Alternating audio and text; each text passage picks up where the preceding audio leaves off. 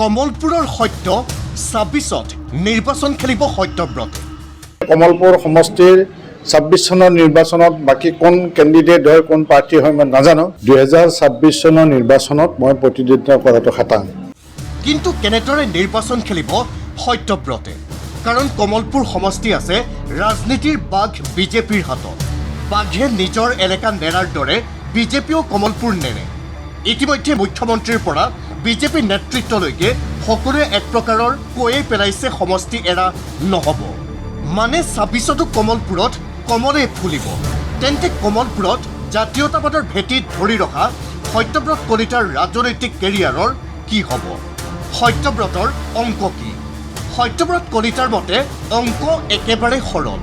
২১ত অগপই ত্যাগ কৰিছে, ২৬ত বিজেপিয়ে ত্যাগ কৰিব।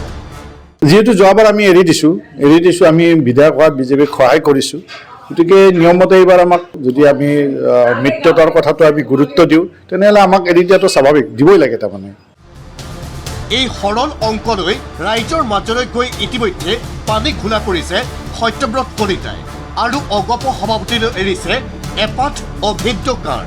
এইবাৰ অগপ সভাপতিয়ে কমলপুৰ আনিব অগপলৈ। আমি ভাবোঁ মোৰ যিটো ইয়াত কিছু অনুগামী আছে, মোৰ সমষ্টি সমিতিৰ মানুহখিনি আছে, মোক ভাল পোৱা মানুহ আছে, সকলোৰ লগত আলোচনা কৰি নিশ্চয়কৈ মই আগবাঢ়িব লাগিব। কিন্তু মই আজিৰ তাৰিখতো আশা কৰোঁ যে অসম গণ পৰিষদ দলে অহাবাৰ কমলপুৰ সমষ্টিটো অসম গণ পৰিষদক প্ৰাৰ্থী প্ৰক্ষেপ কৰিব বুলি মই দৃঢ় বিশ্বাস ৰাখিছোঁ। গতিকে সেই আশাটোলৈ মই কাম কৰি আছোঁ। অগপ সভাপতি আৰু বিজেপিলৈ ৰাজনীতিৰ শৰ এৰি সত্যব্ৰত কলিতাই ক'লে নিজৰ ৰাজনৈতিক কেৰিয়াৰৰ আটাইতকৈ ডাঙৰ সিদ্ধান্তটোৰ কথা। সেয়া হ'ল ৰাজনৈতিকভাৱে জীয়াই থাকিবলৈ হ'লে ২৬ত নিৰ্বাচন খেলিবই লাগিব।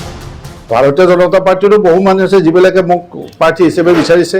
অসম গণ পৰিষদটোখিনি আছেই। ভাৰতীয় জনতা পাৰ্টীৰো বেছি সংখ্যক মানুহে মোক কিন্তু এইবাৰ নিৰ্বাচনত প্ৰতিদ্বন্দ্বিতা কৰাটো বিচাৰিছে। গতিকে সকলোকেতো মই নিৰাশ কৰিব নোৱাৰোঁ। মই সামাজিক মানুহ, মই ৰাজনৈতিক মানুহ। গতিকে ৰাজনীতি কৰা মানুহ হিচাপে মই ২০২৬ চনত নিৰ্বাচনত প্ৰতিদ্বন্দ্বিতা নকৰিলে এই মানুহখিনিৰ লগত মই যোগাযোগ বিচ্ছিন্ন হ'ব, সংযোগহীন হ'ব।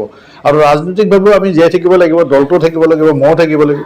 সেইকাৰণে মই সিদ্ধান্ত লৈছোঁ যি মানে নহওক ২০২৬ চনৰ নিৰ্বাচনত মই প্ৰতিদ্বন্দ্বিতা কৰিম। এতিয়া প্ৰশ্নটো হ'ল, যদি বিজেপিয়ে নিদিয়ে তেন্তে কি কৰিব সত্যব্ৰত কলিতাই? তাৰো ইংগিত দিলে অগপৰ শক্তিশালী নেতাগৰাকীয়ে। অনুৰাগী আৰু ৰাইজৰ পথেই ল'ব সত্যব্ৰতে। অৰ্থ একেবাৰেই সহজ, কোনো জটিলতা নাই।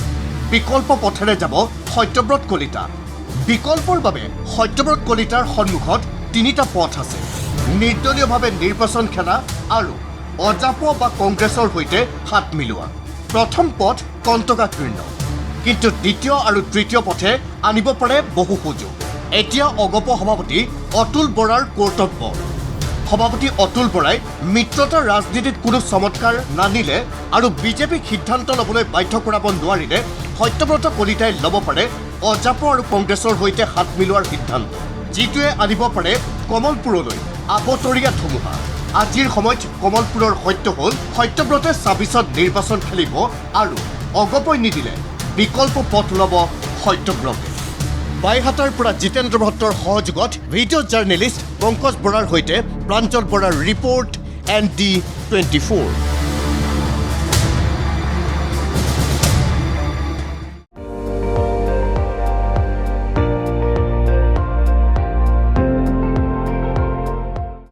আপুনি চাই আছে ND24, সৰ্বশ্ৰেষ্ঠ নহয়, সৰ্বোত্তমৰ দৌৰত।